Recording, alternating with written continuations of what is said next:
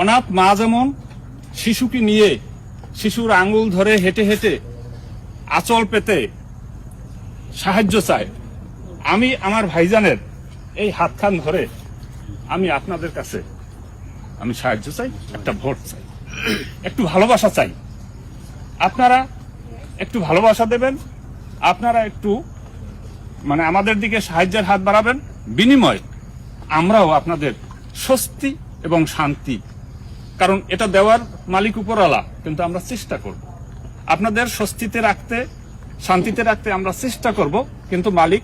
উপরওয়ালা সৃষ্টিকর্তা সে যেভাবে রাখবে সেভাবেই আমরা থাকবো, কিন্তু ভাইজান আমাদের সেইভাবে চেষ্টা করবেন। তিনি একটা কথাই বলেন যে ডিমের কুসুম যেমন ডিমের মধ্যে সীমাবদ্ধ থাকে, বাইরে কোনো কিছুই তাকে তাপ লাগাইতে দেয় না,